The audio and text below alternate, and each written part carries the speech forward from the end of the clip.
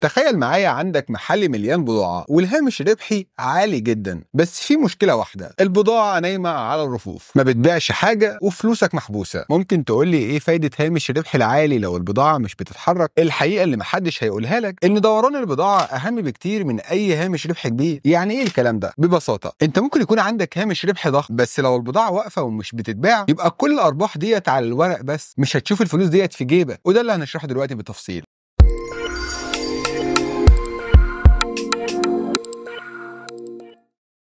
ليه دوران البضاعة أهم بكتير من أي هامش ربح تاني؟ تعال نبص على أمثلة بسيطة. لو عندك بضاعة بتتباع بسرعة حتى لو هامش الربح بتاعها صغير، أنت بتضمن تدفق نقدي مستمر، البضاعة بتتحرك، الفلوس داخلة، وأنت دايما في حالة نشاط تجاري. إنما لو البضاعة نايمة حتى لو الهامش كبير، فالفلوس بتفضل محبوسة في المخزون ومش بتدخل في حسابك. بمعنى تاني، معدل دوران البضاعة هو اللي بيحرك البيزنس بتاعك وبيخليك دايما في حالة حركة. ولما تبيع بضاعة وتشتري غيرها بسرعة، الفلوس بتتحرك أسرع والمخزون بتاعك دايما في حالة تجديد. انما لو كل تركيزك على هامش الربح بس، هتلاقي نفسك في النهايه واقف ومستني، والمكسب مش هيجي، ولو جه هيكون بطيء. خلينا نقول انك تاجر عندك 100 قطعه من منتج معين، لو بعت القطعه ديت بسرعه وبهامش ربح صغير، ممكن ترجع تشتري تاني وتبيع تاني وهكذا. انما لو استنيت لحد ما تبيع القطعه ديت بهامش ربح عالي، هتلاقي نفسك واقف مستني لمده طويله، والمكسب اللي انت فاكر انك هتعمله مش هتحس بيه الا بعد فتره. فالمهم هنا انك مش تكسب اكتر في كل عمليه بيع، لكن انك تكسب بسرعه وباستمرار. في النهاية الفكرة واضحة، لو البضاعة نايمة على الرف مفيش فايدة من هامش ربح عالي. البيزنس الناجح هو اللي بضاعته بتتحرك وفلوسه بتدخل وبتخرج باستمرار، فما تقعش في الفخ ده. ركز على معدل دوران البضاعة وخلي فلوسك دايما في حالة حركة. لو عجبك الفيديو ما تنساش تعمل لايك وتشارك الفيديو مع أصحابك اللي بيفكروا إن هامش الربح هو كل حاجة، واشترك في القناة علشان تعرف أكتر عن أسرار النجاح في البيزنس. سلام.